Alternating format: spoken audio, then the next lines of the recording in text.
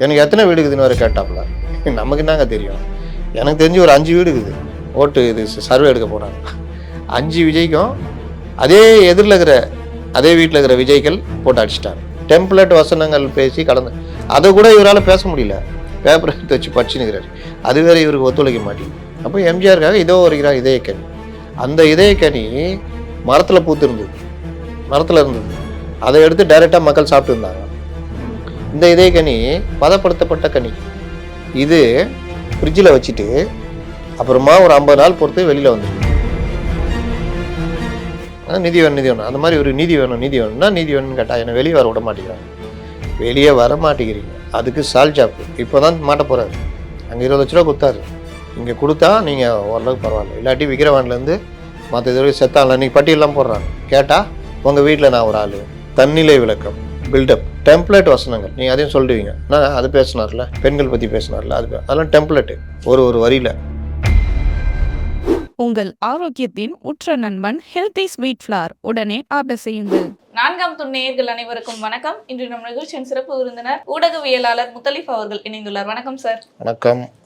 என்னங்க சார், போன இன்டர்வியூல நம்ம விஜய் தனியா வீட்டுக்குள்ள உட்காந்து என்ன பண்ணுவாரு அப்படின்னு யோசிச்சுட்டு இருந்தோம். இப்ப பாத்தீங்கன்னா எங்க வீட்டுல 8 கோடி பேர் இருக்காங்கன்றாரு. அதுக்கே டைம் ஆகிடும்ல. 8 கோடி பேர்கிட்ட பேசுறதுக்கு டைம் ஆகிடும். எனக்கு எத்தனை வீடு இருக்குதுன்னு வேறு கேட்டாப்புல. நமக்கு என்னங்க தெரியும். எனக்கு தெரிஞ்சு ஒரு 5 வீடு இருக்குது. பனையூரில் 2, இன்னொரு அங்கேயே உத்தண்டியில் இங்கே ஒன்று 3, பட்டினப்பாக்கத்தில் ஒன்று 4, விருகம்பாக்கத்தில் ஒன்று 5. இது இல்லாமல் இருக்கும். இதெல்லாம் நம்மள்ட்ட கேட்டால் நம்ம என்னங்க பண்ணுறது. அப்புறம் என் வீடு தான் தமிழ்நாடு அப்படின்ட்டாப்புல. சரி, நல்லா இருக்குதா இது. இப்போல்லாம் எப்படி ஆயிடுச்சுன்னா அவரை பரம்பொருள் ரேஞ்சு கொண்டு போயிட்டாங்க, கடவுள் ரேஞ்சுக்கு. அந்த பத்திரிகையில் புதுசாக சேர்ந்துக்கிறாரு. அவர்கிட்ட அந்த இதில் கேட்டாங்கல்ல, விஜய் எங்கே இருக்கிறார், விஜய் எங்கும் இருக்கிறார். ஏங்க என்ன கடவுள் சொல்கிற மாதிரி சொல்கிறீங்க. விஜய் இப்போ எங்கெங்க இருக்காரு. நான் தாங்க விஜய்ன்ட்டாப்புல டமால்னு. அந்த அம்மா மிரண்டு போயிடுச்சு. என்னங்க எப்படி சொல்கிறீங்க, நீங்களும் தாங்க விஜய் அப்படின்ட்டாப்புல. நானும் விஜயா, இங்கே உட்காந்துறவனோட விஜய் என்னையா அது. அப்போ ஒரே நேரத்தில் விஜய் அஜித் படத்தில் நடிக்கிறாரு. விஜய் வேற இது முதல்வராகவும் இருக்கார். 8 கோடியில் முதல்வராக வந்துடுறாருல. முறைகேடும் பண்ணுறாரு. இவர் சொல்கிற மாதிரி பார்த்தா முதல்வர் முறைகேடு பண்ணுறாருன்றார்ல. அப்போ விஜய் முறைகேடு பண்ணுறார் அப்படி வச்சுக்கலாமா. அப்ப எல்லாத்துலயுமே விஜய் இருக்காரு. ஆமா, அங்கும் இங்கும் எங்கும் இல்லாமல் நீக்க முறை நிறைஞ்சிருக்காருல்ல. 8 கோடியில் சொந்தக்காரங்க. அதில் இவர் சொந்தக்காரங்கள்ல இவரும் வராருல்ல.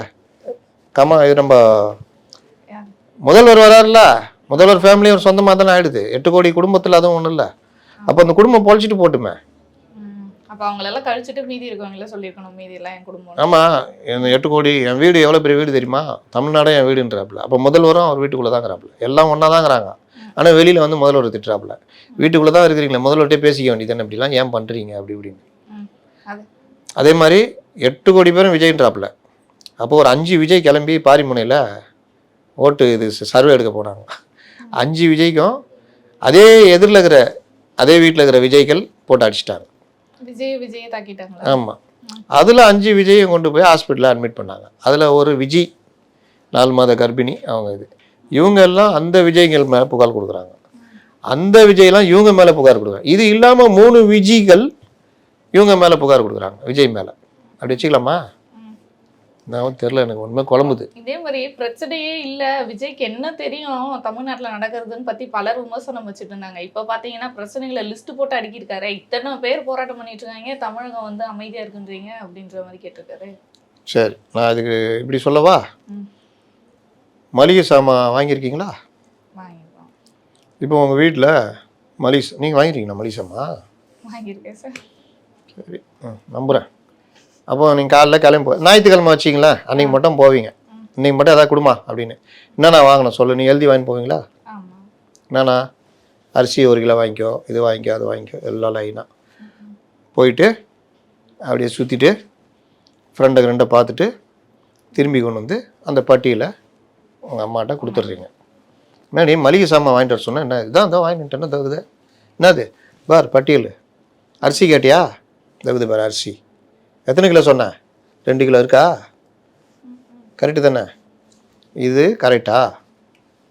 இல்லை. அப்போ மக்கள் பிரச்சனை பேசுறது கரெக்டா? மக்கள் பிரச்சனை வரிசைப்படுத்திருக்காருன்னா நீங்கள் கொடுக்குற மாதிரி இந்த லிஸ்ட்டை எழுதிட்டு போய் கொடுக்குறது தான். அரிசி 2 கிலோ எழுதிட்டு போகிறோன்னா 2 கிலோ அரிசி வாங்கிட்டு வந்தீங்கன்னா தான் அதுக்கான வேலை. அப்போ மக்கள் பிரச்சனையை பேசுகிறீங்கன்னா நீங்கள் டெம்ப்ளேட் வசனங்கள் இப்படியே பேசிட்டு போனால் பெண்கள் பிரச்சனை பேசினாரா என்ன பேசினாரு? பெண்கள் குழந்தைகளுக்கு பாதுகாப்பு இல்லைன்னு சொன்னார்ல. அப்புறம் போதை பழக்கத்தை பற்றி என்ன பேசினாரு? தமிழகம் போதையில் தள்ளாடுகிறது. ஊழலை பற்றி பேசினாரா? என்ன பேசினாரு? ஊழல் மலிந்து விட்டது சொன்னார். என்ன இதா பேசுறது? இதை தான் நம்ம வருஷம் பூரா இவர்கிட்ட இந்த குறை இருக்குன்னு சொல்லிட்டே இருக்கோமே. டெம்ப்ளேட் வசனங்கள் பேசி கடந்து அதை கூட இவரால் பேச முடியல. பேப்பர் எடுத்து வச்சு படிச்சுன்னுக்கிறார். அது வேற இவருக்கு ஒத்துழைக்க மாட்டேங்குது. காற்றுல பறந்து போயிடுச்சு இல்லை. அப்புறம் தேடி எடுத்து எல்லாத்தையும் ஒன்று சேர்த்து பாவம் இவரை பாதுகாக்க வந்தவர் பேப்பரை பாதுகாக்கிற நிலைமைக்கு ஆளாயிட்டார். அந்த இவர் நடிகர் பிரசாந்த் மாதிரி ஒருத்தர் பக்கத்தில் நின்றுட்டு இருப்பார், பவுன்சர். அவர் வேலை லாஸ்ட்டில் அந்த பேப்பரை பாதுகாக்கிற வேலையாக போயிடுச்சு. அப்போ இவர் சொல்கிறதெல்லாம் நான் திரும்ப திரும்ப இதான் சொல்கிறேன். சுயப்புகழ்ச்சி, தற்புகழ்ச்சி, தன்னிலை விளக்கம். என்ன விளக்கம்? வீட்டுக்குள்ளேயே இருக்கிறேன்றீங்களே. ஆமாம், வீட்டுக்குள்ளே எங்கே இருக்கிறேன்? ஆகா பரவாயில்லையே. அப்போ நான் 8 கோடி மக்களோட கலந்திருக்கிறேன். 8 கோடி மக்கள் வீட்டில் இருக்கிறேன். அப்போ படம் டிக்கெட்டை இலவசமாக கொடுங்க, ஜனநாயகன் 8 கோடி மக்களும் பார்த்துக்குங்க, ஃப்ரீயாக பார்த்துக்குன்னு சொல்லலாமா? அது கூட வேணாம், எக்ஸ்ட்ரா இது வைக்க மாட்டோம், அதே வேலைக்கு பார்த்துக்கன்னு சொல்லுவார் அவர். இதெல்லாம் உருட்டு தானே. அவர் யார்? நம்ம ராஜ்மோகன்.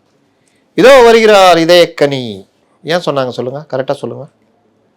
இதயக்கனினா சொல்லுங்கள். இதயக்கனின்னு யாரை சொல்லுவாங்க? எம்ஜிஆர். அப்போ எம்ஜிஆருக்காக இதோ வருகிறார் இதயக்கனி. அந்த இதயக்கனி மரத்தில் பூத்து இருந்தது, மரத்தில் இருந்தது. அதை எடுத்து டைரெக்டாக மக்கள் சாப்பிட்டு இருந்தாங்க. இந்த இதயக்கனி பதப்படுத்தப்பட்ட கனி. இது ஃப்ரிட்ஜில் வச்சுட்டு அப்புறமா ஒரு 50 நாள் பொறுத்து வெளியில் வந்துருக்குது. கரெக்டா? ஃப்ரெஷ்ஷாக வெளில வந்துருக்காங்க. ஏங்க ஃப்ரெஷ்ஷாக ஃப்ரிட்ஜில் வச்சு ஃப்ரெஷ்ஷாக வந்துருக்காங்க. மறுபடியும் ஃப்ரிட்ஜுக்கு போயிடும். அந்த இதயக்கனி மக்களோடு இருந்த கனி. இப்போ மறுபடியும் போயிட்டாரா? என்னைக்கு வருவார்? ஏதாவது உங்களால் உறுதி கொடுக்க முடியுமா என்னைக்கு வருவார்னு? அடுத்த மக்கள் சந்திப்பு இல்லை பொதுக்கூட்டம்ல ஏதாச்சும் வருவார். ஏங்க தேர்தல் இப்படியே தள்ளி தள்ளி தேர்தல் வந்துடுச்சிங்க, பரீட்சை வந்துடுச்சு. இனி டெய்லி பரீட்சை எழுதணும். நான் அப்போ படிப்பேன், நாளைக்கு காலையில் எழுந்துச்சி படிச்சிடலாம், நாளைக்கு 8 மணிக்கு படிச்சே தீருவோம். இப்படிலாம் பண்ணிட்டு இருந்து லாஸ்ட்டில் எக்ஸாமே வந்துடுச்சு. ஆனால் இத்தனை லிஸ்ட்டு போட்டு சொல்லி இந்த மக்களுக்காக நான் என்ன வேணா பண்ணுவேன், எந்த எக்ஸ்ட்ரீம் வேணா போவேன். ஒன்றும் போவேணா, ஒன்றும் கஷ்டப்பட வேணாம். பத்திரிக்கையாளரை சந்திங்க, அவ்வளோதான், வேற எதுவும் வேணாம். மக்களுக்காக நீங்கள் மலையில் ஏறுவேன், கயிறு பிடித்து ஏறுவேன், கத்தி சண்டை எதுவும் வேணாம். இந்த நேரத்தில் நடந்துச்சுல, நீங்கள் பேசுங்க. ஏன் நீங்கள் பேச மாட்டீங்களா? நீங்கள் தான் பேசுங்களேன். நீங்கள் ஏப்பா யாராவது ஒருத்தர் பேசுங்க. அதான் யாராவது ஒருத்தர் பேசுங்கன்னு சொல்கிறான்ல, நீங்கள் பேசுங்க. எதுக்கு போட்டி போட்டாங்க? மரியாதை கொடுக்குறாங்க. மாவட்ட செயலாளர் நீ தான்ப்பா இங்கே பெரிய ஆளு. அது நீங்கள் அதை அப்படி முடிவு பண்ணிட்டீங்க. நம்மளால் வந்தோடனே பார்த்துட்டாப்புல மைக்கில் லைனாக அடிக்க வச்சுக்குது. அச்சோ மாட்டின்டா ராசா நினச்சிக்கிட்டு இவங்க மரியாதை கொடுக்குறாங்களாக்கோ. இவங்க 2 பேரை பற்றி உங்களுக்கு தெரியுமா? 15-20 வருஷமா ஒன்றா சுற்றின்னு கைங்க ரெண்டும். அதுக்கு முன்னாடி ஏன் 2015 அந்த பீரியட்லாம் இந்த இதெல்லாம் பட பிரச்சனை இதெல்லாம் வருது, ஜெயலலிதா சந்திச்சால் அப்பெல்லாம் பாருங்க 2 பேரும் ஒன்றா இருப்பாங்க. என்ன இவருக்கும் முடி இருக்கும், அவரும் கொஞ்சம் ஒல்லியா இருப்பாரு. அதனால உங்களுக்கு அடையாளம் தெரியல. 2 பேரும் ஒன்றா சுற்றுறாங்க. இல்லாட்டி இந்த ஆட்டெல்லாம் புஷிக்கு 2 பேர் தான் பிடிக்கும். ஒன்று மன்றத்திலேயே இருந்து கூடயே இருந்து இவர் உழுனோன்னா டம்முன்னு பள்ளம் தோண்டி 2 அடி விழுற ஆள், 2வது பணம் செலவழிக்கிற ஆள். இவங்க 2 பேரும் ரொம்ப பிடிக்கும். டாக்டர் பிரபு பாருங்க, நேற்று கூட இருந்தார் பாருங்க. இந்த மாதிரி ஆட்கள். லெப்ட் பாண்டி அவர் தலைமறைவாகிறார்ல அவர். ஆனால் இவ்வளோ மாவட்ட செயலாளர் ட்ரைனிங் கொடுத்தாரு, பயங்கரமாக பண்ணாரு. ஆனாலுமே மக்கள்கிட்ட வந்து நீதி கேட்குறாரு சார் விஜய். எனக்கு நீதி கொடுங்க, எனக்கு எங்கேயுமே போகிறதுக்கு அனுமதி தர மாட்டாங்கன்ற. அதெல்லாம் போய் நீ வெளியே வந்தால் தானே. அப்போ இந்த மாதிரி நான் கேட்குறேன், அரசியல் தலைவரில் இந்த மாதிரி யாராவது கேட்டு பார்த்துருக்கீங்களா? நிதி கேட்ட ஒரு தலைவர் இருக்கிறாரு, எனக்கு நிதி வேணும் நிதி வேணும் நிதி வேணும்னு. யார்? நம்ம முதல்வருங்க. நிதி தரமாட்டேங்கிறேன். அந்த ஒன்றிய அரசு கிட்ட வந்து நிதி தரமாட்டாங்க, நமக்கு நிதி தராமல் கவர்மெண்ட் நடந்துட்டு இருக்குது. நிதி வேணும் அந்த மாதிரி ஒரு நிதி வேணும்னா நிதி வேணும்னு கேட்டால் என்னை வெளியே வர விட மாட்டேங்கிறாங்க. வெளியே வர மாட்டேங்கிறீங்க. அதுக்கு சால்ஜாப்பு. அதாவது பொதுக்கூட்டம்னா சாதாரணமாக நடக்கும். இப்போ 181 கூட்டம் போயிட்டு நாளைக்கு போகிறாரு எடப்பாடி.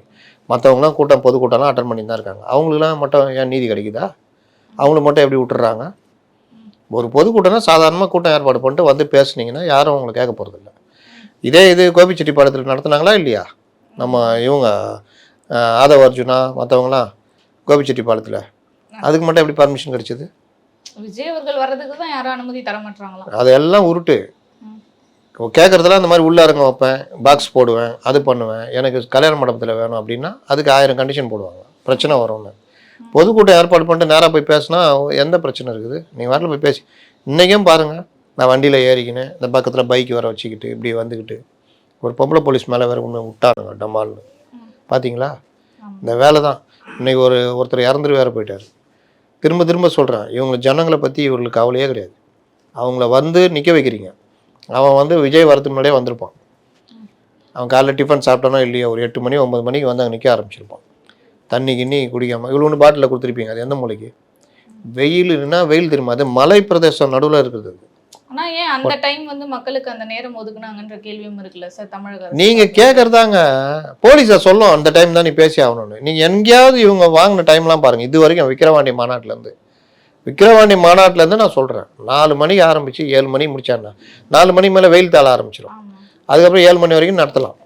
ஆனால் நீ உச்சி வெயிலில் அவங்கள இது பண்ணி 4 மணிக்கு முடிக்கிறது கூட்டத்தை. 12 மணின்றப்ப வெயில் அவ்வளோ உச்சத்தில் இருக்கும் அந்த டைமில். மழை எதுங்க, அவங்க பொட்டை வெயில்னு சொல்லுவாங்க தெரியுமா? நீங்கள் ஒரு கிரவுண்டில் வெயிலில் நிற்கிறதுக்கும் ஒரு சாலைகளில் இருக்கிறதுக்கும் உங்களுக்கு அந்த இது வித்தியாசம் இருக்கும். கடற்கரை ஓர இடம்னா இன்னும் ஓரளவு குளிர்ச்சி இருக்கும். நீங்கள் என்னதான் இப்போ சென்னையே எடுத்துக்கிட்டீங்கன்னா கூட பகலில் வந்து லேண்ட் பிரிஸ்னு வாங்க, நீங்கள் இங்கே இருக்கிற இதெல்லாம் இது இழுத்துக்கும், கடல் வெப்பமாக இருக்கும். அது வந்து நிலத்தில் இருக்கிற குளிர்ந்த காற்றெல்லாம் இழுத்துக்கும். ஈவினிங் ஒரு 3 மணி 4 மணி சீ பிரீஸ்னு வாங்க, அங்கே இங்கே நிலம் சூடாகிட்டு இருக்கும், கடற்கரை காற்று உள்ளே அடிக்க ஆரம்பிக்கும். இப்போ சென்னையெலாம் பார்த்தீங்கன்னா என்ன வெயில் அடித்தாலும் 3 மணிக்கு மேலே ஓரளவு குளிர ஆரம்பிச்சிடும். குளிரன்னா அந்த வெப்பம் தனியாக ஆரம்பிச்சிடும், நமக்கு தெரியாது, பெருசாக வெப்பம் தெரியாது. இதே நீங்கள் திருச்சி வேற எங்கேயா போனீங்கன்னா அந்த வெப்பம் அப்படியே இருக்கும். சேனம்லாம் சொல்லவே முடியாது, அந்த அளவுக்கு இருக்கும். பனி இருந்தால் அப்படி இருக்கும். அதில் போயிட்டு உச்சி இதில் மேற்கூரை போடாமல் நடத்தினா நம்ம போடுறோம். இவங்க மேற்கூரை போடாமல் கூட்டம் நடத்துறதை விடவே மாட்டாங்க போல. இதே மாதிரி தான் பண்ணுவாங்க. ஏய் உனக்கு என்ன தான் வேணும்? மேற்கூரை வேணும். என்ன தான் வேணும்னா ஜனங்க நல்லா இருக்கணும். வர்றவன் அந்த வெயில் தலையில் படாமல் இருந்தாலும் டீஹைட்ரேஷன் கொஞ்சம் குறையும். அப்ப இதுக்கும் வந்து பொறுப்பேற்பாரா விஜய்? இது யாரு? என்னோட கூட்டத்துல நடந்திருக்கு அப்படின்ற மாதிரி. இப்ப கரூர் சம்பவமே இன்னும் முடியல அந்த வழக்கே, அதுக்குள்ள இப்ப இன்னொன்னு இந்த மாதிரி ஆரம்பிச்சிருக்கு. 20 லட்ச ரூபா கொடுத்துருவாரு. கொடுப்பாரா இல்லையே தெரில. ஏன்னா அங்கே இப்போ தான் மாட்ட போகிறாரு. அங்கே 20 லட்ச ரூபா கொடுத்தாரு. இங்கே கொடுத்தா நீங்கள் ஓரளவுக்கு பரவாயில்ல. இல்லாட்டி விக்கிரவாண்டிலேருந்து மற்ற இது வரைக்கும் செத்தான்ல இன்றைக்கி பட்டியெல்லாம் போடுறாங்க, இத்தனை பேர்னு. யாருக்குமே கண்டுக்கல. இவருக்கு என்ன பண்ண போகிறான்னு தெரில. கேட்டால் உங்கள் வீட்டில் நான் ஒரு ஆள். ஆனா அங்க பேசிக் நீட்ஸ் எல்லாம் ரெடி பண்ணி தானே சார் வச்சிருந்தாங்க. அத்தனை ஆம்புலன்ஸ் வச்சு டாக்டர்ஸே அங்க உட்கார வச்சிருந்தாங்க. தண்ணி பாட்டில இருந்து அத்தனை ரெடி பண்ணி வச்சிருந்தாரு மாவட்ட செயலர். ஏங்க அந்த பையன் வெளியே போக முடியலங்க. எனக்கு மயக்கம் வருது, எனக்கு டீஹைட்ரேஷன் ஆகுது, தண்ணி நீர் சத்து உடம்புல குறையுதுன்னா எல்லாமே அதை ஒட்டி வேலை செய்ய ஆரம்பிச்சிடும். பிளட் ப்ரெஷர் குறையும், பெரிய பிரச்சனைலாம் ஆகும். அப்போ நான் மயக்கம் போட்டு என்ன தூக்கிட்டு வெளியே போகணும். வெளியே போனால் தானே எனக்கு ஃபஸ்ட் எய்டு மற்ற விஷயம்லாம் கிடைக்கும். நானே பொட்ட வெயிலில் கிடக்குறேன். அப்போ என்ன ஆகுது, இன்னும் நெரிசல் என்ன ஆகும்னா ஹீட் ஒரு பக்கம், வெயில் ஒரு பக்கம், மூச்சு விடுறோம்ல அந்த மூச்சு காற்று இதை ஹீட் ஆகிடும். அது ஒரு வகையான மூச்சு தண்ணலை ஏற்படுத்தும். இது எல்லாம் சேர்ந்து அந்த பையன் காலைல டிஃபன் சாப்பிட்டானா என்னமோ, இல்லாட்டி வேறு ஏதாவது ஒரு காய்ச்சல் இல்லை ஏதாவது இருந்தானா என்னமோ. அப்போ இந்த மாதிரி வந்து நிற்கும் பொழுது அது உடனே பாதிச்சு நீங்கள் கொண்டு போகிறதுக்குள்ள ஆள் காலி ஆகிடுவாங்க. இங்கே நடந்துச்சாங்க, சென்னையில் ஏர் ஷோவில் நடந்ததில்ல, நல்லா இருந்தவங்களாம் செத்து போனாங்க. நெரிசலில் நீங்கள் எவ்வளோ பெரிய இதாக இருந்தாலும் சரி, நெரிசலில் மாட்டிங்கன்னா மூச்சு தண்ணல் வந்து மூளைக்கு ரத்தம் போகிறது, ஸ்ட்ரோக்லேருந்து எல்லாம் வந்துடும். நீங்கள் என்ன ஃபஸ்ட் எய்ட் கொடுத்தாலும் செத்து போயிடுவீங்க. அப்போ இதுக்கு எல்லாத்துக்கும் நீங்கள் அந்த மாதிரி அதுக்கு நீங்கள் தவிர்க்கணும்னா ஈவினிங்கில் தான் கூட்டம் போடணும். வெயில் குறைச்சலாக இருந்தால் எந்த பிரச்சனையும் வராதுங்க. என்ன நெரிசலாக இருந்தால் கூட ஒன்று தான் ஆகாது. அப்போ இன்னமும் அந்த அனுபவம் வந்து விஜய் அவர்களுக்கு வரல. ஆமாம், அதுக்குள்ளே ஒரு 10 பணி டிக்கெட் போய் சேர்ந்துடும். நான் வந்து கட்சியை நடத்துவீங்க, யார் கூப்பிட்டா? கேட்டால் லஞ்சம் வாங்க மாட்டேன், அது ஓட்டுக்கு பணம் கொடுக்க மாட்டேன்.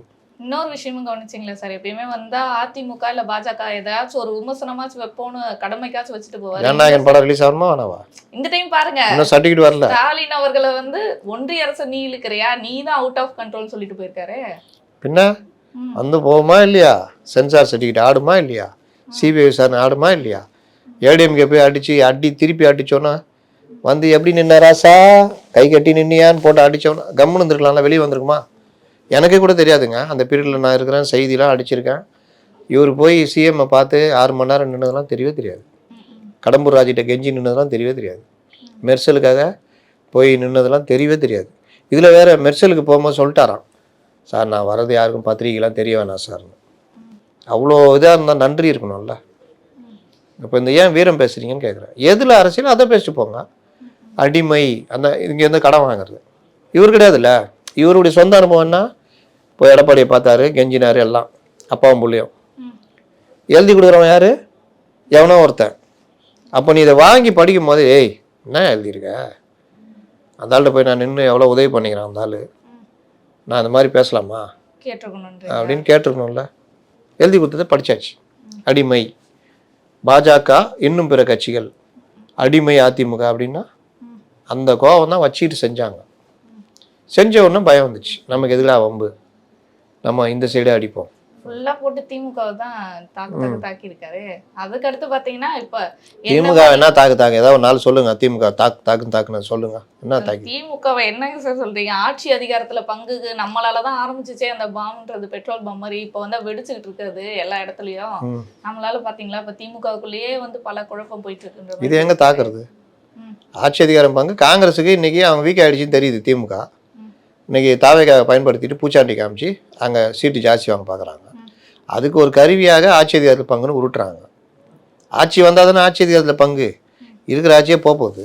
அப்புறம் என்ன சவால்லாம் விட்டுருக்காரு, கூட்டணி ஆட்சி என்ன மாதிரி தனித்து நின்று. இப்ப நான் தனித்து நின்றே 30% கிட்ட ஓட்டு வச்சிருக்கேன், நீங்க இந்த மாதிரி வைக்க முடியுமா? எந்த கட்சினா வைக்க 40 ஆச்சு. 30 அன்னைக்கு 40 நாங்க அது மத்த தங்க வேலை 2 நாளா இறங்கிச்சு, அதனால இறங்கிச்சா? இதுவும் ஏதாவது ஒரு முடிவு வர சொல்லுங்க. அவங்க எல்லாரும் ஒன்றா பேசி கூடி பேசி ஒருத்தர் 32, 36, 34, 40, 42 எல்லாத்தையும் அக்ரிகேட் பண்ணி சராசரி அப்படின்னு ஒரு முடிவுக்கு வந்து எல்லாரையும் ஒன்றா சொல்லுங்க. அவர் ஆதவர்ஜுனா திடீர்னு 27ன்றாரு. இன்னொரு நாள் இவங்களுடைய ஸ்போக்ஸ் பர்சன் பிரவீன் சக்கரவர்த்தி 18%ன்றாரு.